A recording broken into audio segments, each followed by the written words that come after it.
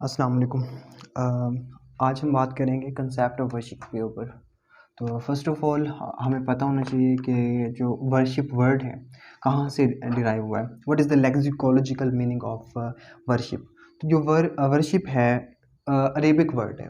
इबादत जो एक अरबी का लफ्ज़ है, अब्द से निकला है।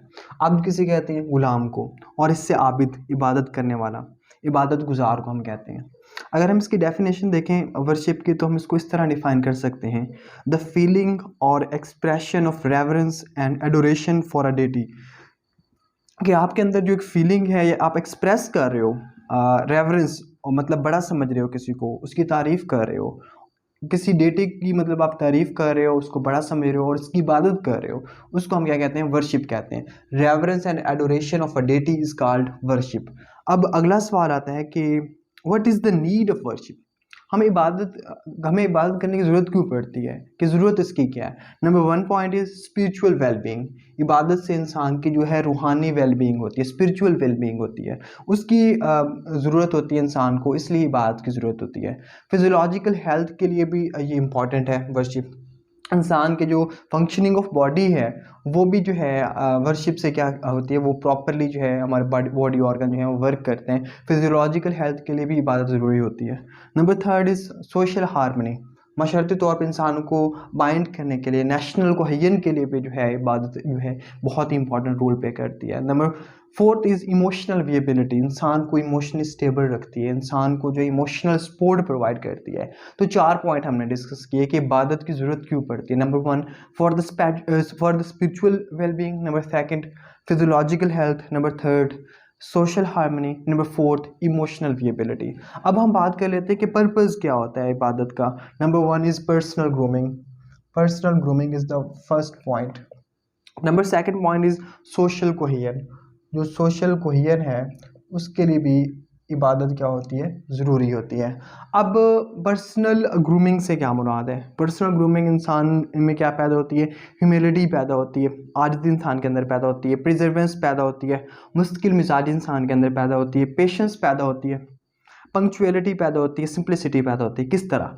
ह्यूमिलिटी किस तरह पैदा होती है पर्सनल ग्रूमिंग में अगर हम बात करें तो जब इंसान सजदा करता है तो उसके अंदर जो है एक आजिज़ी पैदा हो जाती है। प्रिजर्वेंस किस तरह पैदा होती है? वो जब मुसलसल एक कंसिस्टेंटली वो इबादत कर रहा होता है, जैसे 5 वक़्त नमाज़ पढ़ रहा है, तो उसके अंदर मुस्तकिल मिजाजी पैदा होती है। रोज़े से इंसान के अंदर पेशेंस पैदा होती है, नमाज से इंसान के अंदर पंक्चुअलिटी पैदा होती है, हज से इंसान के अंदर सिंप्लिसिटी पैदा होती है। जब 2 अनस्टिच्ड जो है जो पीसेस ऑफ क्लॉथ को पहन के जो एहराम पहन के वो हज करता है, तो उनके अंदर क्या पैदा होती है? सादगी पैदा होती है। इसके अलावा अगर हम बात करें सोशल कोहेजन की, तो सोशल कोहेजन इंसान के अंदर इबादत से यूनिटी पैदा होती है, एम्पैथी, दूसरों के लिए दर्द पैदा होता है, अवेयरनेस और इक्वालिटी और पॉवर्टी रिडक्शन जैसे जो मामलात हैं वो जो हैं वो मतलब जैसे पॉवर्टी की रिडक्शन होती है इबादत से, जैसे कि ज़कात के अगर रकम हम पे करते हैं उससे क्या होती है, जो गुर्बत उनकी लकीर से मतलब जो पॉवर्टी लाइन से नीचे लोग हैं उनकी हेल्प होती है और वो उनकी जो ज़रूरियात हैं वो पूरी होती हैं। अब हम बात कर लेते हैं कि what are the prerequisites of worship. इबादत करने के लिए प्री रेक्विजिट कौन से, मतलब कौन कौन सी शराइत हमें जो है पूरी करनी चाहिए। नंबर 1 विल एंड डिज़ायर होने चाहिए, हमारी जो है नीयत होनी चाहिए, हमारी डिज़ायर होने चाहिए इस बात को करने के लिए। नंबर 2 इज़ फेथ, हमारा ईमान होना चाहिए। नंबर 3 इज़ प्योरिटी, ये है पाकीज़गी होनी चाहिए, इंटरनल भी और फिज़िकल जो है प्योरिटी भी होनी चाहिए।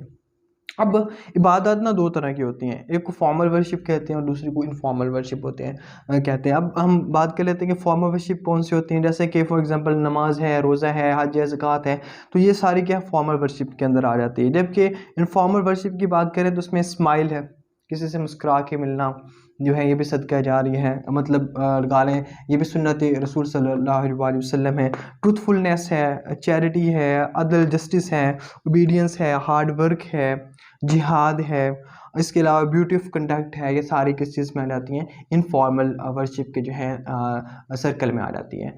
अब हम इस पूरे अगर जो इस पहले part of first part of worship को अगर हम रैप अप करें, इसको कवर करें, तो इस तरह कर सकते हैं कि जो वर्शिप का वर्ड है वो अरेबिक लफ्ज़ अब्द से निकला है। अब्द का मतलब होता है बंदा और आबिद का मतलब होता है इबादत गुजार।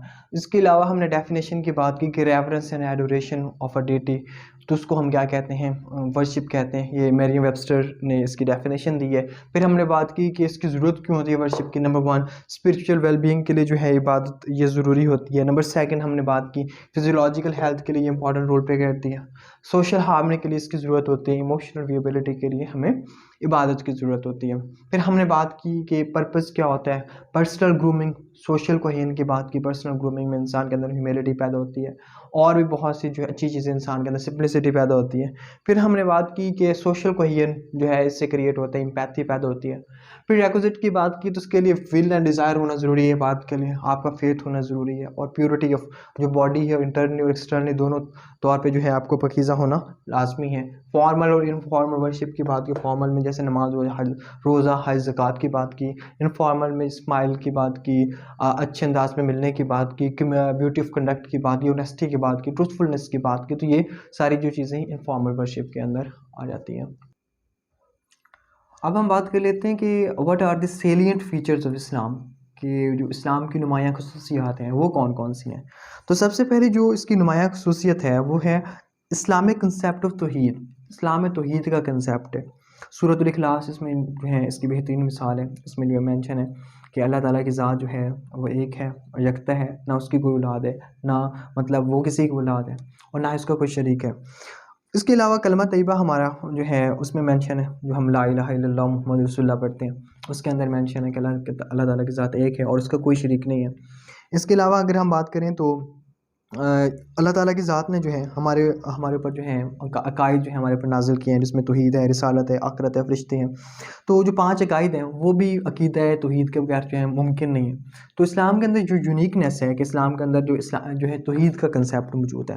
बाकी जो हम रिलीजन्स में देखें तो वहाँ पे जो है ट्रिनिटी है, कहीं पे कहीं वो किसी न किसी को वो शरीक ठहरा देते हैं। हिंदुइज़्म में हम बुद्ध देखते हैं कि वो आइडल्स जो हैं उनके हज़ारों खुदा बने होते हैं। इसके अलावा बुद्धिज़्म में हम देख लें और जो बाकी रिलीजन्स में देखें वहाँ पे ना वो किसी न किसी को शरीक ठहराते हैं अपने वो खुदा के साथ। लेकिन इस्लाम में ये है कि जो इस्लाम में जो तौहीद का कंसेप्ट है कि अल्लाह ताला की ज़ात एक है और उसका कोई शरीक नहीं है, और जो शिरक करने वाला है उसको एक कबीरा गुनाह करार दिया गया है कुरान पाक में। अब हम बात कर लेते हैं कि वो अल्लामा शिबली नुमानी जो हैं अपनी किताब सीरत नबी सल्लल्लाहु अलैहि वसल्लम में वो कहते हैं कि तौहीद is the first chapter of Islamic syllabus. वो मेंशन करते हैं अपनी किताब के अंदर, जो शिबली नुमानी है वो कहते हैं कि जो तौहीद है इस्लामिक जो फर्स्ट चैप्टर है किसका, इस्लामिक सिलेबस का। जो इस्लामिक सिलेबस है उसका फर्स्ट चैप्टर क्या है, तौहीद है। और वो किसको कोट करते हैं, वो आप सल्लल्लाहु अलैहि वसल्लम को कोट करते हैं कि वो अपनी किताब में लिखते हैं कि आप सल्लल्लाहु अलैहि वसल्लम ने फरमाया कि तौहीद is the first chapter of the Islamic syllabus. आप सल्लल्लाहु अलैहि वसल्लम ने फरमाया Islam is like a fort and the gate of that fort is तौहीद। इस्लाम क्या है, एक किले की तरह है और इस जो किले का दरवाज़ा है वो क्या है, तौहीद है। रेफरेंस के तौर पे हम सूरतुल इखलास को कोट कर सकते हैं और सूरतुल आले इमरान को कोट कर सकते हैं, उसके आयत नंबर 19 उसमें मेंशन है बेशक अल्लाह के नज़दीक दीन तो सिर्फ इस्लाम है। ठीक है, तो ये पहला हमारा हो गया कि सेलिएंट फीचर है। जब हम लिख रहे होंगे तो इसको हमने कंप्रीहेंसिवली एक्सप्लेन करना है कि जो इस्लाम का कंसेप्ट तौहीद है वो क्या है। फिर हम अगर बात करें तो प्रॉफिटहुड का कंसेप्ट है। यहाँ पे प्रॉफिटहुड में जो है अक़ीदा रिसालत है कि यहाँ पे फाइनलिटी ऑफ प्रॉफिट हुड जो मेंशन है कि आप सल्लल्लाहु अल्लाह ताला के आखिरी नबी हैं और हम आप सल्लल्लाहु अलैहि वसल्लम की आखिरी उम्मत हैं। इसके अलावा जो है आप सल्लल्लाहु अलैहि वसल्लम की ज़िंदगी और जो बाकी पैगंबर हैं वो अल्लाह ताला ने यहाँ इस दुनिया में भेजे, उनकी way of life, education, rules या उनकी ज़िंदगियों से हम सीखते हैं। तो ये भी इस्लाम की यूनिकनेस है। इसके अलावा सूरतुन निसा में मेंशन है कि व आतियुल्लाह व आतियुर रसूल obey Allah and obey his messenger. सूरतुन नजम में मेंशन है कि रसूल सल्लल्लाहु अलैहि वसल्लम ने खुद से कभी भी जो है वो नहीं बोलते, बल्कि जो भी वो बोलते हैं वो अल्लाह ताला की तरफ से होता है। और इसके अलावा जो है प्रॉफिट्स जो हैं उन्होंने जो है आप वसल्लम की ज़िंदगी जो है सुन्नत है हमारे लिए, अहादीस हैं, उनसे हमें हमें रेफरेंस मिलता है। अब हम बात कर लेते हैं कि जो शरीयत में प्राइमरी सोर्सेज़ क्या हैं और सेकेंडरी सोर्सेज़ क्या हैं। अगर शरीयत की प्राइमरी सोर्सेज़ की बात करें तो कुरान और सुन्नत है। और सुन्नत क्या है, जो आप वसल्लम की ज़िंदगी है वो हमारे लिए जो है बेहतरीन नमूना है। इसके अलावा अगर हम बात करें तो एक जगह मेंशन है verily I have been sent as a teacher to mankind. आप वसल्लम ने फरमाया कि मैं जो है इंसानियत के लिए मुअल्लिम बना कर भेजा गया हूँ। इसके अलावा आप वसल्लम ने फरमाया कि मोमिन और काफिर के दरमियान फ़र्क करने वाली चीज़ क्या है, नमाज है। और कुरान पाक में जो है मेंशन है, कितनी मरतबा मेंशन है, 700 से भी ज़्यादा दफ़ा जो है नमाज का हुक्म है। अब ये सारी चीज़ें हमें किन्होंने सिखाई है? हमारे पैगंबरों ने सिखाई। आप वसल्लम की ज़िंदगी से हमने सीखी। तो ये अल्लाह ताला ने जो है पैगंबर भेजे हर हर कौम की तरफ, और आखिरी नबी वसल्लम आखिरी जो पैगंबर हैं वो आप सल्लल्लाहु अलैहि वसल्लम की शक्ल में इस दुनिया में भेजे। उनकी ज़िंदगियों से हम सीखते हैं, तो ये भी इस्लाम की यूनिकनेस है। अब आगे अगर मज़ीद बात करें, Quran is the theory and the holy prophet सल्लम is the practice of this theory, कि जो कुरान क्या है, एक थ्योरी है, मतलब एक रिटन एक डॉक्यूमेंट है, और आप वसल्लम की ज़िंदगी इसकी क्या है, प्रैक्टिकल मैनिफेस्टेशन है। अब थर्ड पॉइंट पे आ जाते हैं कि सेलिएंट फीचर ऑफ इस्लाम में थर्ड पॉइंट क्या है। उसमें ये लिखा गया कि Islam is a complete code of life. इस्लाम क्या है, थर्ड पॉइंट क्या है, इस्लाम एंड ह्यूमैनिटी है। इस्लाम एंड ह्यूमैनिटी का मतलब क्या है कि humanity is the greatest religion of the universe. हम कहते हैं कि जो ह्यूमैनिटी है क्या है, ग्रेटेस्ट रिलीजन ऑफ जो है यूनिवर्स है। जैसे कि लव है, केयर है, टॉलरेंस है, सिंपैथी है, फुलफिलमेंट ऑफ ह्यूमन राइट्स है, ये सारा कुछ किस में आ जाता है, ह्यूमैनिटी में आ जाता है। एदी क्या कहते हैं जो है, एदी अब्दुल एदीस के बारे में कहते हैं ह्यूमैनिटी के बारे में, there is no higher religion than humanity. Humanity से बड़ा कोई रिलीजन नहीं है। डॉक्टर उत्फाव जो है, हमें इसकी बेहतरीन एग्जाम्पल मिलती है। लिप्रोसी की वो डॉक्टर थी, उन्होंने अपनी सारी ज़िंदगी जो है सर्व कर दी पाकिस्तान के अंदर। एक जर्मन डॉक्टर थी, उन्होंने क्या किया, लिप्रोसी के जो मरीज़ थे उनका ट्रीटमेंट किया, ह्यूमैनिटी की हेल्प की। इसके अलावा हमें जो है बेल गेट्स की शक्ल में वो फिलंथ्रोपिस्ट हैं, नेल्सन मंडेला की शक्ल में, ये बहुत से और भी लोग हैं जो ह्यूमैनिटी के लिए बहुत ज़्यादा उन्होंने काम किया है। तो वो सारे जो हैं किस डोमेन के अंदर आ जाते हैं, ह्यूमैनिटी के अंदर आ जाते हैं। बुद्धा अपनी किताब द गॉस्पेल ऑफ बुद्धा में लिखते हैं, if you want to understand the concept of humanity the first chapter is to be characterful. Buddha अपनी किताब में लिखता है कि अगर आप चाहते हो कि ह्यूमैनिटी को अंडरस्टैंड करें, उसके कंसेप्ट को अंडरस्टैंड करें, तो पहला जो उसका चैप्टर है वो है कैरेक्टरफुलनेस, कि आपका बेहतरीन किरदार होना चाहिए। अब ये तो हमने दुनिया के लिहाज से बात कर ली कि जो जो जो वर्ल्ड के स्कॉलर्स हैं, या वर्ल्ड के जो सेन माइंड्स हैं, या जो दानिशमंद लोग हैं, वो ये कहते हैं ह्यूमैनिटी के बारे में। अब इस्लाम ह्यूमैनिटी के बारे में क्या कहता है, इस्लाम कैसे ह्यूमैनिटी की बात करता है। कुरान पाक का पहला सबक अच्छे इखलाक है। सूरतुल हुमज़ात में मेंशन है, हलाकत है उस शख्स के लिए जो किसी की गिबत करता है या बुराई करता है। आप सल्लल्लाहु अलैहि वसल्लम ने फरमाया, मोमिनों में कामिल ईमान वाले वो हैं जो आला इखलाक के दर्जों पर फाइज हैं। The perfect among the believers are those who are best in the character. आप सल्लल्लाहु अलैहि वसल्लम ने फरमाया कि वो आला दर्जों पे वो हैं जिनका इखलाक बेहतर है। The most disliked person on the day of judgement before God will be cut by him because of his abusive language. जो मतलब नापसंद किया गया है वो बंदा जिसने अब्यूसिव लैंग्वेज इस्तेमाल करता है, बुरी ज़ुबान इस्तेमाल करता है। इसके अलावा ह्यूमैनिटी की जो मिसालें हैं हमें इस्लाम में इस तरह मिलती हैं कि the practice of social services, या सोशल सर्विसेज किस तरह इस्लाम के अंदर हैं। इसके अलावा वेल्थ जो है ज़कात का है कंसेप्ट है, चैरिटी का कंसेप्ट है। कुरान में mention Muslims are those who give wealth in spite of love of for humanity. मुसलमान तो वो हैं कि जो इंसानियत की मोहब्बत में अल्लाह के जो उनकी हेल्प के लिए जो है अल्लाह की राह में वो खर्च करते हैं। मेडिकल केयर भी किस में आ जाती है, ह्यूमैनिटी में आ जाती है। हदीस कुदसी, जो शख्स किसी बीमार की इयादत के लिए नहीं जाता, अल्लाह ताला की ज़ात उससे भी नागवारी का इजहार करते हैं। तो किस तरह जो है एक छोटे छोटे पॉइंट को ह्यूमैनिटी के पर्सपेक्टिव में इस्लाम में जो है एक्सप्लेन किया गया है। जो ह्यूमन राइट्स हैं, एनिमल राइट्स हमें मिलते हैं, किस तरह आप वसल्लम ने जो है साबिक़ राम रज़ी अल्लाह ताला अन्हु को जो है एनिमल राइट्स को फुलफ़िल करने का हुक्म दिया। एनवायरनमेंटल प्रोटेक्शन है, आप इवन कि जंग में देख लेंगे आप वसल्लम ने मना फरमाया कि आप ना कोई जो सरसब्ज़ दरख्त हैं उनको ना काटें, जो कुएँ हैं उनको जो है वो ख़राब ना करें। तो इस तरह की बहुत सी एग्जाम्पल्स मिलती हैं। मतलब ना सिर्फ जो इन्वायरमेंटल राइट्स हैं बल्कि एनिमल राइट्स, ह्यूमन राइट्स जो हैं इस्लाम के अंदर जो है मिलते हैं हमें। इसके अलावा द हॉली प्रॉफिट वसल्लम reprimanded a person just his camel was thirsty. आप वसल्लम ने एक जो सहाबी थे उनको डांटा, इस बुनियाद पे डांटा या उनको रेप्रीमेंड किया कि उनका जो कैमल था, उनका जो ऊँट था वो प्यासा था। इसके अलावा आप वसल्लम ने उस सहाबी को भी डांटा जिसने फाख्ता के अंडे को उठा लिया था। आप वसल्लम ने फरमाया सरसब्ज़ दरख्त लगाना भी सदका जारी है, जंग के दौरान सरसब्ज़ दरख्त काटना मना फरमाया। आप वसल्लम ने फरमाया don't waste a single drop of water even you are sitting on a running stream. आप वसल्लम ने फरमाया आप अगर बहते हुए चश्मे के ऊपर भी बैठे हैं तब भी पानी का कतरा ज़ाया ना करें। मोहम्मद सल्लल्लाहु अलैहि वसल्लम was an orphan but he established the state of Medina. आप वसल्लम ऑर्फन थे लेकिन उन्होंने स्टेट ऑफ मदीना कायम की, which was the custodian of orphans, जो ऑर्फन्स की क्या थी, कस्टोडियन थी। स्वामी लक्ष्मी जो है स्वामी लक्ष्मी शंकर आचार्य अपनी जो बुक है कुरान, उसने एक कुरान बुक लिखी है, मतलब उसका टाइटल है जो, वो कहता है कि अगर आप कुरान करीम को पढ़ कर देखें तो कुरान का जो पहला सबक है वो क्या है, इंसानियत है। ठीक है, तो इससे हमें ये चीज़ें सामने आती हैं कि इस्लाम के अंदर किस तरह ब्यूटीफुली जो है ह्यूमैनिटी के ऊपर जो है वो लाइट जो है पुट की गई है। सूरतुल माऊन के अंदर मेंशन है, आप वसल्लम से अल्लाह मुखातिब है कि आप वसल्लम इस इंसान को देख, आप वसल्लम ने इस इंसान को देखा है जो ज़मीन की जो है बातों को झुठलाता है और ज़मीन पर अकड़ कर चलता है, जो है अल्लाह ताला उससे नागवारी का इज़हार फरमा रहे हैं, जो ज़मीन पर अकड़ कर चलता है। मतलब अल्लाह ताला ने उस इंसान को पसंद नहीं करता जो ज़मीन पर अकड़ अकड़ के चलता है। इसके अलावा अगर हम बात कर लें Islam as a complete code of life, जो इस्लाम है कंप्लीट कोड ऑफ लाइफ कैसे है?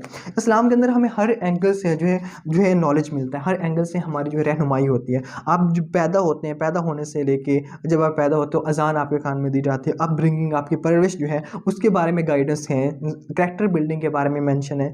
इसके अलावा जो है सूरतुल हुमज़ात में जो जैसे कि मेंशन है, हलाकत है उस शख्स के लिए जो किसी की गिबत करता है और ताना देता है। एजुकेशन के रिलेटेड जो है हुक्म है कि हर इल्म हासिल करना हर मुसलमान मर्द और औरत पर फ़र्ज़ है। Seeking knowledge is obligatory for every Muslim man and women. Earning और लाइवलीहुड, असूल रिज़्क़ के बारे में हमें इसके अंदर इल्म मिलता है इस्लाम के अंदर। इसके अलावा फैमिली में हकूक़ुल्लाह, हकूक़ुल इबाद के बारे में हमें जो है रहनुमाई मिलती है। कलेक्टिव लाइफ में हमें इंफॉर्मेशन मिलती है। सोशल जो है सिस्टम में हमारी रहनुमाई होती है। पॉलिटिकल सिस्टम में हमें रहनुमाई होती है। फाइनेंशियल सिस्टम में, जुडिशल सिस्टम में और इवन के ग्लोबल वर्ल्ड में भी जो इस्लाम हमारी बेहतरीन रहनुमाई करता है। अगर हम पूरे जो है अपने लेसन को जो है रिकैप करें तो इस तरह कर सकते हैं कि इस्लाम के अंदर जो कंसेप्ट है ना वर्शिप का, लेक्सिकोलॉजिकल मीनिंग हमने देखा कि अब्द से वर्ड निकला है, आबिद। आबिद का मतलब होता है इबादत गुजार। फिर हमने कंसेप्ट ऑफ वर्शिप की बात कही कि किस तरह जो है एडोरेशन और रिस्पेक्ट जो होती है डेटी के लिए उसको हम वर्शिप कहते हैं। फिर हमने कहा कि नीड ऑफ वर्शिप क्या होती है।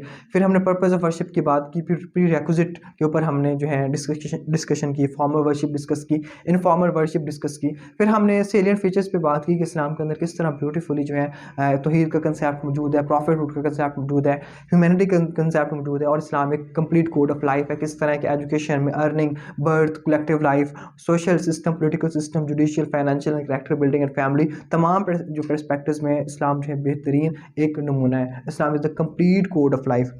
तो हम अपने इस जो है लेसन को इस तरह कंक्लूड करते हैं कि जो मतलब एक मतलब शेर है जिसमें वो कहते हैं कि मखलूक खुदा जब किसी मुश्किल में फंसी हो, सजदे में पड़े रहना इबादत नहीं होती। इसको हम दोबारा रिपीट कर लेते हैं कि मखलूक खुदा जब किसी मुश्किल में फंसी हो, सजदे में पड़े रहना इबादत नहीं होती। Islam is the only religion that is the flag bearer for humanity from the last 1400 years. Worship में हम बात करते हैं नमाज के मुताल्लिक। तो सबसे पहले अगर हम बात करें तो नमाज जो है ये फ़र्ज़ कब हुई थी? तो जो नमाज थी ऑब्लिगेटरी ये हुई थी 10th नबी को। 10 नबी को जो है नमाज फ़र्ज़ होती है। अगर हम इसके लिटरल मीनिंग की बात करें कि what is the literal meaning of नमाज, तो नमाज जो इसको सलात भी हम कहते हैं, इसका मतलब होता है मांगना, दुआ करना। मांगने और दुआ करने को हम क्या कहते हैं? नमाज कहते हैं। इसका जो लिटरल मीनिंग है हम्बली आस्क और बैग फॉर समथिंग। हम किसी चीज़ को, अगर हम इसकी कंटेक्चुअल मीनिंग की बात करें तो हम किसी चीज़ को हम्बली आस्क करते हैं या उसके लिए बैग करते हैं फॉर समथिंग, इसको हम क्या कहते हैं? नमाज कहते हैं। मुअद्दिबाना इल्तिजा या दरख्वास्त करने को हम क्या कहते हैं? नमाज कहते हैं। सूरतुल फातिहा जो है एक शक्ल है दुआ करने की, हम नमाज के अंदर ये पढ़ते भी हैं। तो ये एक तरह की जो नमाज है क्या है? एक कम्युनिकेशन है। Prayer is a sort of communication between a person and his creator. तो अगर हम नमाज के मुतालिक बात करें तो नमाज क्या है? कम्युनिकेशन है। किसके दरमियान? बंदे और उसके रब के दरमियान, इंसान और खुदा के दरमियान ताल्लुक़ कायम करने वाली चीज़ क्या है? नमाज है। अब हम मज़ीद अगर बात करें तो जो प्रेयर है एक ऑब्लिगेटरी जो है वर्शिप है, मतलब एक फ़र्ज़ इबादत है। जो सबसे इम्पोर्टेंट क्वेश्चन है जो पेपर में जो पूछा जाता है कि what is the philosophy of नमाज, कि नमाज का फ़लसफ़ा क्या है? नमाज का फ़लसफ़ा हम कुरान पाक की इस आयत से एज़ अ रेफरेंस को कोट कर सकते हैं। सूरतुल अनकबूत आयत नंबर 45 में मेंशन है, बेशक नमाज बुराई और बेहयाई से रोकती है और मदद चाहो नमाज और सब्र और नमाज के साथ। मतलब इसके अंदर हमें यह फ़लसफ़ा मिल जाता है कि नमाज हमें किस चीज़ से रोकती है? बुराई से रोकती है, बेहयाई से रोकती है और हमें तलकीन करती है कि हम सब्र और नमाज से जो है अल्लाह से मदद चाहें। Indeed prayer prohibits immorality of character and wrong doing. हर वो काम जिससे अल्लाह मना फरमाते हैं और हम करें, ये क्या कहलाता है? बेहयाई कहलाता है। मतलब वो हर काम जो हम जिसके मुतल्लिक़ जो अल्लाह ताला ने हमें मना किया है और हम वो करते हैं, वो क्या है? बेहयाई है। और नमाज क्या करती है? हमें बेहयाई से रोकती है। इस जैसे मज़ीद हम जो बुराइयों की बात करें, ग़ीबत है, मुनाफ़क़त है, हसद है, तो ये सारी चीज़ें जो हैं इनसे अल्लाह ताला ने मना फ़रमाया है। तो ये एक तरह की बेहयाई की कैटेगरी में आ जाती हैं, क्योंकि अल्लाह ने इनको मना किया है। तो नमाज इन चीज़ों से रोकती है, तो हमें इन चीज़ों से क्या होना होता है, बचना होता है। वो चीज़ें जिन्हें इस्लाम ने रोका है और वो इंसान के करैक्टर से जो है रिलेट करती हैं, रूह से रिलेट करती हैं। हसद करने पर कोई कानून नहीं है, लेकिन जो है ये भी एक बेहयाई के जो है ज़ुमरे में आ जाती है, क्योंकि ये चीज़ें पसंद नहीं की गई इस्लाम के अंदर। अब बुराई हम किसको कहते हैं? जिसे अल्लाह ताला शैतान की रवश करार दी है। बुराई को अल्लाह ताला ने क्या किया है, शैतान की रवश करार दिया है। कत्ल करना, जैसे कि चोरी करना, इसके लिए अल्लाह ताला ने खुद सज़ाएँ भी मुकर्रर की हैं। बेहयाई से मुराद हर वो काम जो आपकी रूह करती है, और बुराई से मुराद हर वो काम जो आपकी बॉडी करती है। तो यहाँ पे हमें डिफ़रेंस को पता चल गया कि जो है फ़िलॉसफ़ी ऑफ नमाज़ हम पढ़ रहे हैं, तो इसमें हमें पता चल गया कि बेहयाई और बुराई में क्या फ़र्क है। बेहयाई से मुराद है हर वो काम जो आपकी रूह करती है, हर वो बुरा काम जो आपकी रूह करती है, और बुराई से मुराद हर वो बुरा काम जो आपकी बॉडी करती है, उसको हम क्या कहते हैं, बुराई कहते हैं। नमाज ऐसी इबादत है जो ना सिर्फ रूह का गुनाह रोकती है, बल्कि जिस्मानी गुनाह करने से भी हमें रोकती है। नमाज में क्या होना चाहिए, खुशू व खुजू होना चाहिए। There must be something in prayer, there must be मतलब हमारे लिए जो एक हमारा ध्यान, हमारी नीयत बहुत अच्छी होनी चाहिए जब हम नमाज अदा कर रहे हो। इससे मुराद है कि आप उस चीज़ पे कायम रहें, ना आप रूह का जो है गुनाह करें। फ़िलॉसफ़ी में हमें ये चीज़ हमें सबक मिलता है कि ना हम रूह का गुनाह करें, ना हम जिस्म का जो है गुनाह करें, इससे गुनाह ना करें। तो इससे जो है हमें समझ आई कि हमें जो है अगर इन चीज़ों को हम इम्प्लीमेंट कर रहे हैं अपने लाइफ़ के अंदर, तो असल मकसद जो है नमाज का पूरा हो रहा है। अदरवाइज़ नमाज का जो पर्पज़ है वो फुलफ़िल नहीं हो रहा। इस तरह की चीज़ों को जो है, ये मतलब वसवसे वगैरह हो गया या जो भी बुरी चीज़ें हैं, इन तमाम चीज़ों को नमाज क्या करती है, निगेट करती है। तज़किया नफ्स इससे हमारा होता है, जिसको हम कैथारसिस कहते हैं। अब हम बात कर लेते हैं what are the impacts of prayers, कि जो हम नमाज अदा करते हैं उनके इम्पैक्ट्स क्या हैं, हमारी ज़िंदगियों के ऊपर उसके असरात क्या हैं। नंबर 1 है स्पिरिचुअल इम्पैक्ट्स की हम अगर बात करें कि रूहानी असरात इसके क्या होते हैं। प्यूरिफाइज अवर सोल, हमारी रूह को ये क्या कर देती है, पाक कर देती है नमाज। रूह के गुनाह से हमें जो है वो पाक कर देती है। Peace of heart and mind, हमारे जो है जहन और जो दिल का सुकून हमें मिलता है इससे। Prayer is a sort of catharsis, इससे इंसान के अंदर क्या पैदा होती है, पेशेंस पैदा होती है, सब्र पैदा होती है, होप पैदा होती है नमाज के ज़रिए से, जब अल्लाह से वो मांगता है इंसान। इसके साथ साथ क्लोजनेस टू अल्लाह, जब इंसान 5 वक्त जो है अल्लाह ताला की बारगाह में हाजिर होता है, अल्लाह से कम्युनिकेट करता है नमाज की शक्ल में, तो उससे जो है इंसान की जो है मोहब्बत अल्लाह ताला से बढ़ती है। इसके अलावा अगर हम बात करें तो मॉरल इम्पैक्ट्स की बात करें, तो इंसान के अंदर सेंस ऑफ ऑब्लिगेशन पैदा होता है, इंसान को अपनी ज़िम्मेदारी का एहसास होता है। इस इंसान को अपनी ज़िम्मेदारियों का एहसास होता है। जब हम हकूकुल्लाह पूरे कर रहे होते हैं, तो हमें एहसास होता है कि हकूकुल इबाद भी हैं, उनको भी हमने पूरा करना है। इसके अलावा नमाज से हमारी ज़िंदगी के अंदर क्या आती है, पंक्चुअलिटी आती है। इंसान बाकायदगी से जब 5 वक्त जो है नमाज़ पढ़ता है, तो इंसान उसकी ज़िंदगी में डिसिप्लिन आता है। इसके साथ साथ अगर हम बात करें, इंसान के अंदर ह्यूमिलिटी पैदा होती है, आजिज़ी इंसान के अंदर पैदा होती है। जब इंसान सजदे में जो है सर रख के अल्लाह से जो है सजदे में अल्लाह के सामने पड़ा होता है, तो उससे क्या होता है, इंसान के अंदर आजिज़ी पैदा होती है। कलेक्टिव इम्पैक्ट्स की बात करें तो इससे इक्वालिटी पैदा होती है कि एक ही सफ़ में खड़े हो गए महमूद व अयाज़, ना कोई बंदा रहा ना कोई बंदा नवाज़। मतलब ये कि कंधे से कंधा मिला के जब इंसान अमीर गरीब सब खड़े होते हैं, तो इस इंसान के अंदर क्या इक्वालिटी का जो एक वो दर्स मिलता है। इनसे इंसान में यूनिटी पैदा होती है। जब नमाज के लिए मस्जिद में सारे इकट्ठे होते हैं, तो सब एक तरह की यकजानगत जो है हमें फील होती है। म्यूचुअल हेल्प का जो कंसेप्ट इससे आता है, जब हम नमाज के लिए मस्जिद में जाते हैं, बातचीत होती है, किसी ज़रूरतमंद की हमें ज़रूरत का पता चलता है, देन जो दूसरा बंदा होता है उसकी हेल्प करता है। इससे म्यूचुअल हेल्प का कंसेप्ट पैदा होता है। एक जो कम्युनिटी सेंटर के तौर पे ये एक्ट करती है एक मस्जिद जो होती है। अब अगर हम इस सारे जो टॉपिक को हम रिकैप करें, तो इस तरह कर सकते हैं कि जो नमाज है वो 10th नबी को जो है वो फ़र्ज़ हुई है, और इसके लिटरल मीनिंग की बात है मांगना, जो है प्रे करना।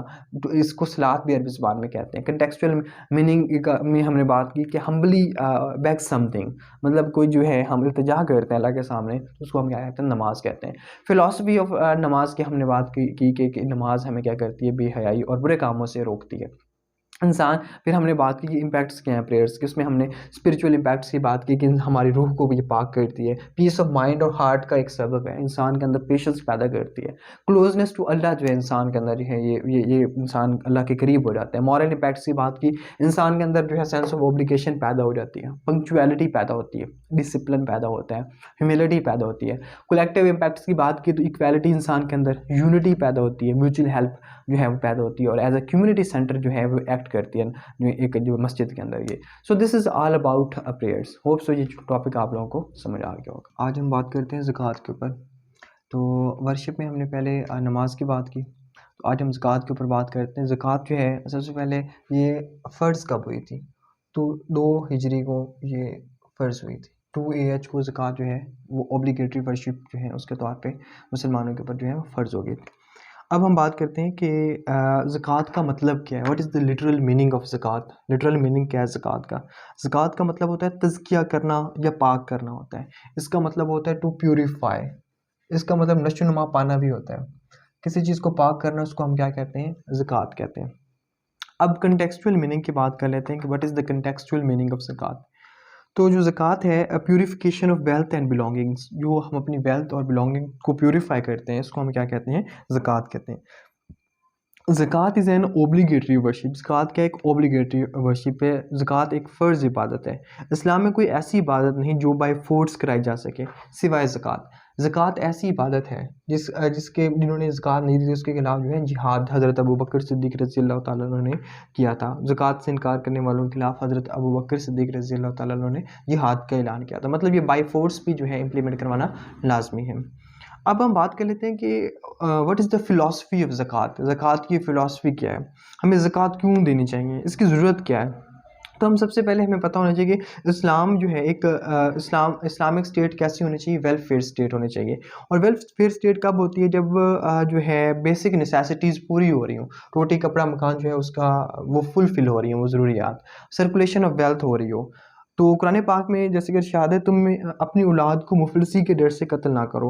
हम उन्हें भी रिज़्क देते हैं जैसे हम तुम्हें देते हैं। हज़रत उमर रज़ियल्लाहु तआला अन्हु का जो है वाक़या मशहूर है कि दजला फ़ुरात किनारे कोई कुत्ता उसकी भी डेथ हो जाए तो जो है उमर रज़ियल्लाहु तआला अन्हु रिस्पॉन्सिबल है। तो रिज़्क का वादा किसने किया? अल्लाह ताला ने किया। तो जो हमें पता है कि जो पॉवर्टी होती है ना, गुर्बत होती है, इंसान को डिसबिलीव की तरफ भी लेके जा सकती है, मुफ़लिस इंसान को कुफ़र की तरफ भी लेके जा सकती है। इस तमाम पॉइंट्स बताने का मतलब ये है कि जब माशरे में जो है जो है एक्युमुलेशन ऑफ वेल्थ या एक जगह पे वेल्थ कंसंट्रेट हो जाएगी तो जो गरीब तबका है वो महरूम हो जाएगा और वो क्राइम की तरफ, वो जो है मुफलसी की तरफ जाएगा और वो कुफ्र की तरफ जाने का उसका खदशा हो सकता है। तो ये ज़कात है एक बेहतरीन निज़ाम है जिससे जो कैपिटल होता है, जो वेल्थ होती है, अमीर की पॉकेट से निकल के गरीबों की पॉकेट में जाती है, उनकी जो ज़रूरियात है वो फुलफ़िल होती हैं। जो है एक वेलफेयर स्टेट कायम होती है ज़कात के ज़रिए से, जो गुर्बत है वो कम हो जाती है इसके ज़रिए से। अब हम बात कर लेते हैं कि what are the conditions of zakat? ज़कात मतलब कौन ज़कात किसको ज़कात देनी चाहिए? तो सबसे पहले जो ज़कात है जिसके ऊपर फ़र्ज़ है, वो मुसलमान होना चाहिए। दूसरे नंबर पे क्या होना चाहिए? अडल्ट होना चाहिए। थर्ड सेन, वो अक्लमंद भी हो, फ्री आज़ाद भी हो, फाइनेंशियली कैपेबल भी हो, उसके पास इतने पैसे हों कि अपने फैमिली की ज़रूरत पूरी करने के बाद इतने उसके पास पैसे बच जाएँ कि वो जो उसके पास वो है गरीबों के अंदर वो डिस्ट्रीब्यूट कर दे, या उसके पास जो है इतनी वेल्थ है कि 1 साल गुज़र गया है तकरीबन 52.5 तोले चांदी के बराबर या 7.5 तोले सोने के बराबर उसके वेल्थ है, उसको 1 साल गुज़र गया उसके घर के अंदर, तो उसके ऊपर जो है ज़कात जो है फ़र्ज़ हो जाती है। इसके अलावा जो है वो उसके ऊपर कोई कर्ज़ा ना हो, उसके बाद जो रकम बच जाती है उसके ऊपर क्या होती है? ज़कात देना फ़र्ज़ होती है। तो ये कंडीशंस ऑफ ज़कात ये हमने इसकी बात की। अब हम बात कर लेते हैं कि ज़कात जो है कितनी क्वांटिटी में और किन-किन मतलब जो है चीज़ों पे ज़कात मतलब देना लाज़मी होती है। फॉर एग्ज़ाम्पल अगर हम जानवरों की बात करें तो 5 कैमल्स हैं, अगर आपके पास 5 ऊँट हैं उनके ऊपर ज़कात देना लाज़मी है। और अगर तकरीबन 40 गोट्स हैं, 40 गोट्स हैं, उनके ऊपर ज़कात देना लाज़मी है। अगर काऊ या बफ़लोज़ हैं उनकी तादाद अगर 30 है तो उनके ऊपर जो है ज़कात देना लाज़मी होता है। ज़कात दी कितनी जाती है? 2.5%, 2.5% दी जाती है। अब इसके अलावा जो है बरीड वेल्थ है उसके ऊपर भी ज़कात देना होती है। बरीड वेल्थ पे कितनी ज़कात होती है? 20% होती है। और आगे अगर हम मज़ीद बात करें तो मतलब जो हेड्स ऑफ़ ज़कात क्या-क्या है? मतलब ज़कात ये तो है कि फ़र्ज़ किसके ऊपर है। अब ज़कात दी जानी किसको चाहिए? मतलब हमें ज़कात किसको पे करनी चाहिए? उसके लिए जो है कुरान पाक में सूरत तौबा आयत नंबर 60 के अंदर ये मेंशन है, 8 मसारिफ़ ज़कात हैं, 8 बेनिफिशरीज़ ऑफ ज़कात हैं। नंबर 1 द पुअर, जो गरीब हैं उनके लिए फ़ुकरा। नंबर 2 मसाकीन। Number 3 administrators of zakat. जो आमिलीन ज़कात हैं उनको ज़कात दी जा सकती है, जो मतलब उस महकमे में है ज़कात को कलेक्ट करते हैं, तक़सीम करते हैं, तो उनकी सैलरीज़ वगैरह के लिए जो है ज़कात उनको दी जा सकती है। सिम्पैथाइज़र्स मतलब दिलजोई के लिए जो है ज़कात दी जा सकती है। दिलजोई से मुराद है कोई जो है अपने मज़हब को छोड़ के इस्लाम के अंदर दाखिल हुआ है, तो उसकी दिलजोई के लिए हम क्या कर सकते हैं, जो इसे मुअल्लफ़तुल क़ुलूब भी कहते हैं, सिम्पैथाइज़ करने के लिए उसको ज़कात दी जा सकती है। इसके अलावा टू फ्री स्लेव्स गुलामों को आज़ाद करने के लिए भी ज़कात दी जा सकती है। आज जो ज़कात की रकम कैदियों को आज़ाद कराने के लिए भी दी जा सकती है आज के दौर में। आज तो गुलामों का कंसेप्ट नहीं है, लेकिन जो है कैदियों को रिहा करने के लिए भी जो ज़कात की रकम उनको दी जा सकती है। ज़कात की रकम जो है इंडेटेड पीपल जो मतलब कर्ज़दार हैं उनको भी दी जा सकती है। इसके अलावा जो ज़कात की रकम है फ़ॉर द काज़ ऑफ अल्लाह फ़ी सबीलिल्लाह मतलब कोई पानी का बंदोबस्त कर देना, किसी की तलीम का खर्चा उठा लेना, दरख्त लगा देना, जिहाद बिल माल करना, इन जगहों पे जो खर्च के पैसे जो हैं मतलब इनको हम अदा कर सकते हैं, इनको पैसे खर्च कर सकते हैं। इसके अलावा स्टैंडर्ड ड्यूरिंग अ जर्नी मतलब कोई मुसाफिर है और अपने सफ़र के दौरान जो है वो कहीं पे फँस गया है और उसको ज़रूरत है और उसको जो है आप उसकी ज़रूरत को फुलफ़िल करने के लिए भी ज़कात के पैसे उसको दे सकते हैं। तो ये हमने 8 हेड्स ऑफ ज़कात की बात की। हमने कहा कि पुअर को दी जा सकती है, फ़ुकरा को, द नीडी मसाकीन को दी जा सकती है, एडमिनिस्ट्रेटर्स ऑफ ज़कात आमिलीन ज़कात को दी जा सकती है, सिम्पैथाइज़र्स मुअल्लफ़तुल क़ुलूब मतलब दिलजोई करने के लिए दी जा सकती है ज़कात के पैसे, टू फ्री स्लेव्स गुलामों को आज़ाद करने के लिए ज़कात दी जा सकती है, इन डेट कर्ज़ा अदा करने के लिए दी जा सकती है, फॉर द काज़ ऑफ अल्लाह अल्लाह की राह में दी जा सकती है, स्ट्रैंडेड ड्यूरिंग अ जर्नी सफ़र के दौरान अगर कोई फँस गया है तो उसकी हेल्प के लिए जो है ज़कात के पैसे उसको दिए जा सकते हैं। अब सवाल आता है कि ज़कात किनको नहीं दी जा सकती? हम जो ज़कात के पैसे किन लोगों को नहीं हमें देने चाहिए और नहीं दे सकते?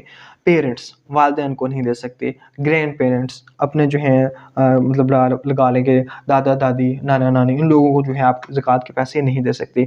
चिल्ड्रन एंड ग्रैंड चिल्ड्रन अपने जो बच्चे हैं, अपने पोते-पोती हैं या जो नवासे-नवासी हैं उनको नहीं दे सकते, क्योंकि स्पाउसेस मियाँ-बीवी एक-दूसरे को नहीं दे सकते। जो इसमें ये है कि आप इसके अलावा जो है Muhammad peace be upon and his descendants आप सल्लल्लाहु अलैहि वसल्लम की आल को जो है ये पैसे नहीं दिए जा सकते बिकॉज़ वो आइडियल फैमिलीज़ हैं। अब जो पेरेंट्स, चिल्ड्रन और स्पाउसेस की बात की उसकी वजह ये है कि उनकी जो है मतलब ज़रूरियात को फुलफ़िल करना उस बंदे का फ़र्ज़ है। तो ये ज़कात के पैसे तो उनको दिए जा सकते हैं जिनके ऊपर उसकी जो ज़िम्मेदारी नहीं है उसकी, उनको दिए जा सकते हैं। तो पेरेंट्स, चिल्ड्रन और स्पाउसेस ये तो अल्टीमेट उसके ऊपर हुकूकुल इबाद के अंदर आ जाते हैं, उसके ऊपर बंदे के ऊपर फ़र्ज़ होते हैं। अब हम बात कर लेते हैं कि what are the impacts of zakat कि ज़कात के क्या असरात हैं। अब इसके कुछ स्पिरिचुअल इम्पैक्ट्स हैं, कुछ मॉरल इम्पैक्ट्स हैं, कुछ सोशल इम्पैक्ट्स हैं। सबसे पहले हम बात करते हैं कि what are the spiritual impacts of zakat. Number 1 satisfaction of soul रूह का सुकून इंसान को मिलता है। ज़कात देने से इंसान की रूह मुत्तमिन होती है। मतलब जब भी हम कोई नेक काम करते हैं हमारे जो है रूह है उसको सुकून मिलता है। ये स्पिरिचुअल इम्पैक्ट में पहला पॉइंट हो गया। Second point removal of greed उसके अंदर से जो मतलब हिर्स होता है, लालच होता है वो ख़त्म हो जाता है क्योंकि इंसान बाय बर्थ ग्रीडी है तो उसके अंदर से वो लालच जो है वो ख़त्म हो जाता है। नंबर 3 रिमूवल ऑफ मटेरियलिज्म उसके अंदर से मादा परस्ती ख़त्म हो जाती है। Greatest evil of my Umma is wealth आप सल्लल्लाहु अलैहि वसल्लम ने फरमाया मेरी उम्मत का सबसे बड़ा फितना माल और दौलत है। इसके अलावा सूरत तकासुर में मेंशन है माल और दौलत इंसान को अंधा कर देते हैं यहाँ तक कि वो कब्र में जा पहुँचता है। तो ये 3 पॉइंट है स्पिरिचुअल इम्पैक्ट्स में कि इंसान की जो रूह है उसको तस्कीन मिलती है, उसके अंदर से लालच ख़त्म होता है, उसके अंदर से मटेरियलिज्म ख़त्म होता है। अब हम बात कर लेते हैं कि what are the moral impacts of zakat ज़कात के मॉरल इम्पैक्ट्स क्या हैं। तो इखलाकी असरात में अगर हम बात करें it is a shield against crimes इंसान को जराइम से बचाती है। पॉवर्टी इज़ द रूट काज़ ऑफ ऑल इविल्स जो गुर्बत है ये तमाम जो है जराइम की एक जड़ है। वजह ये है कि जब एक इंसान की ज़रूरियात फुलफ़िल होंगी तो जो बाय नेचर तो बहुत कम ही लोग ऐसे होते हैं जो ये थेफ्ट इस तरह की एक्टिविटीज़ में इन्वॉल्व हों। तो ज़्यादातर केसेस में देखा गया जो लोग क्रिमिनल एक्टिविटीज़ में इन्वॉल्व होते हैं ज़्यादातर मजबूरी के सबब इस तरफ वो जाते हैं, गलत राह पे चल जाते हैं। तो ज़कात से हम क्या कर सकते हैं उनकी ज़रूरत को पूरा कर सकते हैं और उनको जो गुनाहों से बचा सकते हैं, उनको क्राइम से बचा सकते हैं। इसके अलावा मॉरल इम्पैक्ट में हम मज़ीद बात करें तो इंसान के अंदर ह्यूमिलिटी पैदा होती है, आर्ज़ी पैदा होती है। इसके अलावा सपोर्ट ऑफ इस्लाम, इस्लाम को एक सपोर्ट मिलती है। मतलब इस्लाम के अंदर जो है जितने मुसलमान हैं, अमीर भी हैं, गरीब भी हैं, तो गरीबों की जब भी हेल्प होती है इस तरह अल्टीमेटली इस्लाम को एक सपोर्ट मिलती है। केयरिंग और ह्यूमैनिटेरियन स्पिरिट इंसान के अंदर पैदा होता है। इससे इंसान एक केयरिंग पर्सन बन जाता है, उसको दूसरों का एहसास होता है, वो सिंपैथाइज़र होता है, वो जो है संग-दिल नहीं होता। इससे ये मॉरल इम्पैक्ट है। अब हम सोशल इम्पैक्ट्स की बात करते हैं कि what are the social impacts of zakat. तो उसमें सबसे पहले अगर हम बात करें तो इंडिविजुअल एंड कलेक्टिव जो है वेलफेयर होती है इंसान की। जो मतलब फॉर एग्ज़ाम्पल हम बात करते हैं कि इंडिविजुअली हमने कहा कि उन लोगों की हेल्प हो सकती है जो कर्ज़दार हैं। तो अगर आप किसी के कर्ज़े को अदायगी में उसकी हेल्प कर रहे हो, तो अल्टीमेटली आप उसका कितना बोझ हल्का कर रहे हो। फ़ी सबिलिल्लाह आप दे सकते हो। इससे जो है मतलब क्या होता है कि पूरे माशरे में एक वेलफेयर जो है एक सिचुएशन क्रिएट हो जाती है। इंसान के अंदर कोऑपरेशन की स्पिरिट पैदा होती है। इसके अलावा एलिमिनेशन ऑफ सोशल क्लासेस, जब सर्कुलेशन ऑफ वेल्थ होती है, जब मूवमेंट ऑफ वेल्थ होते हैं, इससे जो क्लास सिस्टम है वो अल्टीमेटली जो है वो वीड आउट हो जाता है। कंट्रोल ऑफ इन्फ्लेशन, जो महंगाई है वो कम होती है जब काफ़ी ज़्यादा लोगों के पास जो है परचेजिंग पावर उनकी इंक्रीज़ हो जाएगी। मतलब इससे क्या होगा कि महंगाई कम हो जाएगी। एस्टैब्लिशमेंट ऑफ वेलफेयर स्टेट, इससे जो है फलाही रियासत का जो है क़याम होता है। तो ये स्पिरिचुअल, मॉरल और सोशल इम्पैक्ट्स थे। अब सवाल ये आता है कि आज तक ये जो ज़कात ने अपने आज के दौर में ज़कात ने अपने गोल्स को अचीव क्यों नहीं किया? इसके इम्पैक्ट्स हमें नज़र क्यों नहीं आते? Why zakat has failed to achieve its goals, अपने गोल्स को अचीव करने में नाकाम क्यों रही है? नंबर 1, 2 रीज़न्स हैं। एक रीज़न है इंटरेस्ट बेस्ड इकोनॉमी, हमारी जो माशी निज़ाम है वो सूद की बुनियाद पे है। मतलब ये है कि अब इंटरेस्ट और ज़कात में क्या फ़र्क है? इंटरेस्ट का मतलब होता है flow of capital from the poor to the rich, कि गरीबों की जेब से पैसे अमीरों की जेब में जाते हैं, जबकि ज़कात में जो फ्लो ऑफ कैपिटल होता है वो अमीरों से गरीबों की तरफ आता है। तो इसकी वजह से चूँकि हमारे मुल्क में जो है इंटरेस्ट बेस्ड इकोनॉमी है, दैट्स वाई जो है हम ज़कात उस तरह जो है अपने फ्रूट्स को नहीं हमें वो दे सका। इसके अलावा एब्सेंस ऑफ प्रॉपर फंक्शनलाइजेशन, अब जो ज़कात जो लोग अदा भी करते हैं, जो बैंक वाले कटौती भी करते हैं, उन लोगों को पता नहीं होता कि पैसे प्रॉपर्ली इस्तेमाल हुए हैं कि नहीं है, मिसट्रस्ट पाया जाता है। इसलिए बहुत से लोग जो है ज़कात के पैसे जो है वो अपने पैसे को, अपनी रकम को छुपाते हैं और ज़कात के पैसे उनकी पेमेंट नहीं करते। अब हम इस ज़कात के पूरे टॉपिक को जो है इस तरह जो है एक बार रिकैप कर लेते हैं कि ज़कात की लिटरल मीनिंग की हमने बात की। तो हमने कहा कि ज़कात का मतलब होता है टू प्यूरीफाई करना। इसके मतलब है कि नशो-नुमा पाना। कॉन्टेक्सचुअल मीनिंग की बात की तो हमने कहा कि अल्लाह की राह में जो है वो खर्च करना। मतलब जो है आपके पास दौलत है और आपके उसको 1 साल हो चुका है और वो आपकी ज़रूरियात से ज़्यादा है, तो उसके ऊपर कितनी ज़कात देना फ़र्ज़ है? अढ़ाई परसेंट, मतलब 2.5% जो है उसके ऊपर जो है ज़कात देना लाज़मी होता है। हमने कॉन्टेक्सचुअल मीनिंग में बात की कि purification of wealth and belongings by paying the zakat, इसका ये कॉन्टेक्सचुअल इसका मीनिंग हो गया। फिर हमने फ़िलॉसफ़ी की बात की, इससे सर्कुलेशन ऑफ वेल्थ होती है और वेलफेयर स्टेट का जो है क़याम अमल में आता है। इसके अलावा हमने कुछ रेफ़रेंसेस की बात की कि कुरान पाक में मेंशन है कि तुम अपनी औलाद को मुफलसी के डर से कत्ल ना करो, हम उन्हें भी रिस्क देंगे जैसे हम तुम्हें देते हैं। हज़रत उमर रज़ियल्लाहु ताला अन्हु की मिसाल हमने कोट की। इसके अलावा हमने बताया कि जो पॉवर्टी होती है इंसान को जो है कुफ़र तक ले जाती है। फिर हमने बताया कि कंडीशंस क्या होती हैं ज़कात के लिए, मुसलमान होना लाज़मी है, अडल्ट होना, सेन होना, फ्री फाइनेंशियली कैपेबल होना, डोमेस्टिक नीड्स पूरी करने के बाद, फैमिली नीड्स, ड्यू क्रेडिट्स अदा करने के बाद, अगर उसके पास पैसे बच जाते हैं तो तब वो ज़कात अदा करता है। फिर हमने बताया कि ज़कात कितने फ़ीसद देनी चाहिए, 2.5% देनी चाहिए। फिर हमने बात की कि जो है इसके हेड्स कौन-कौन से होते हैं। फिर हमने सूरत तौबा में जो 8 हेड्स ऑफ ज़कात हैं उनके बारे में बात की कि द पुअर को दी जा सकती है, फ़ुक़रा को, मसाकीन को, आमिलीन ज़कात को, मुअल्लफ़तुल क़ुलूब के लिए, ग़ुलामों को आज़ाद करने के लिए, कर्ज़ा अदा करने के लिए, फ़ी सबीलिल्लाह और मुसाफ़िरों के लिए उनको दी जा सकती है जो कि स्ट्रैंडेड हो कहीं फँस जाएँ। इसके अलावा हमने कहा कि ज़कात किन लोगों को नहीं दी जा सकती, तो उसमें हमने बताया पेरेंट्स को, ग्रैंड पेरेंट्स को, चिल्ड्रन को, ग्रैंड चिल्ड्रन को, स्पाउसेस को, Muhammad peace be upon him and his descendants को, आप सल्लम और आप सल्लम की आल को ज़कात नहीं दी जा सकती क्योंकि ये आइडियल फैमिलीज़ हैं। फिर हमने बात की कि इसके इम्पैक्ट्स क्या हैं ज़कात के। फिर हमने स्पिरिचुअल इम्पैक्ट्स की बात की कि उसमें सैटिस्फैक्शन ऑफ सोल की बात की कि रूह को सुकून मिलता है, रिमूवल ऑफ ग्रीड, लालच का खात्मा होता है, रिमूवल ऑफ मटीरियलिज्म, मादा परस्ती का खात्मा होता है। मॉरल इम्पैक्ट्स में हमने कहा कि इंसान ये जो है ज़कात ये शील्ड अगेंस्ट क्राइम्स है। फिर हमने कहा कि इंसान के अंदर ह्यूमिलिटी पैदा होती है, सपोर्ट ऑफ इस्लाम है, ह्यूमैनिटेरियन स्पिरिट इंसान के अंदर पैदा होती है। फिर हमने सोशल इम्पैक्ट्स की बात बात की तो हमने कहा कि इंडिविजुअल और कलेक्टिव जो है वेलफेयर होती है, कोऑपरेशन पैदा होती है और सोशल क्लासेस जो हैं वो एलिमिनेट होती है, सर्कुलेशन ऑफ वेल्थ होती है, इन्फ्लेशन पे कंट्रोल आता है और एक वेलफेयर स्टेट जो है वो कायम होती है।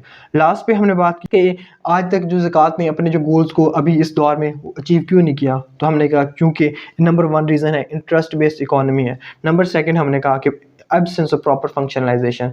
तो ये दो वजूहात हैं जिनकी बुनियाद पर ज़कात ने अपने फ्रूट्स को हमें जो है वो नहीं दिया। So this is all about zakat. अब आगे मज़ीद हम बात करेंगे हज के ऊपर। अब हम बात करते हैं हज के ऊपर। तो हज जो है सबसे पहले हमें पता होना चाहिए कि हज जो है वो फ़र्ज़ कब हुआ था। तो हज जो है 9th AH को जो है वो फ़र्ज़ होता है। तो हज का लिटरल मीनिंग क्या है? हज का जो लिटरल मीनिंग है इसका मतलब होता है इरादा करना। तो इसके अंदर अगर कंटेक्चुअल मीनिंग की बात करें तो हज एक क्या है, एक लिबोरियस और जो है क्या है फाइनेंशियल वर्शिप है। और जो है फर्स्ट ऑफ ऑल हम क्या करते हैं इसके अंदर जो अनस्टिचड पीसेस ऑफ क्लॉथ है वो पहने जाते हैं।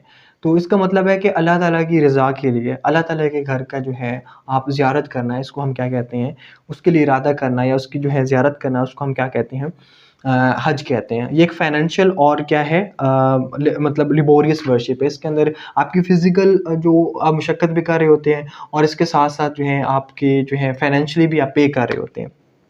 अब इसमें जो मेन पॉइंट है वो ये है कि जो प्री हज और पोस्ट हज है there should be a mark difference. इनके अंदर डिफरेंस होना चाहिए कि मतलब आपके प्री हज, हज से पहले की ज़िंदगी और हज के बाद की ज़िंदगी में जो है एक डिफरेंस होना चाहिए।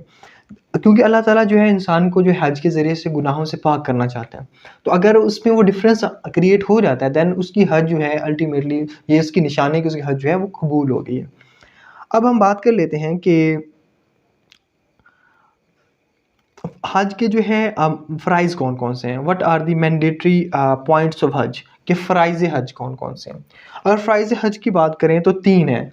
हज के फ़राइज़ 3 हैं। नंबर 1 एहराम बाँधना, नंबर 2 वकूफ़ अराफ़ात, नंबर 3 वो क्या है तवाफ़ ज़ियारा। तो हमने बात की कि फ़राइज़ हज की कौन-कौन से हैं? एहराम बाँधना, वकूफ़ अराफ़ात और तवाफ़ ज़ियारा क्या है? ये हज के फ़राइज़ हैं। अब इसके अलावा अगर हम बात करें तो वाजिबात हज कौन-कौन से हैं? कि मतलब जो हज के अंदर वाजिब चीज़ें हैं वो कौन-कौन सी हैं? तो उसमें सबसे पहला पॉइंट है कि वकूफ़ मुज़दलिफ़ा, सेकंड पॉइंट है रमी जमरात।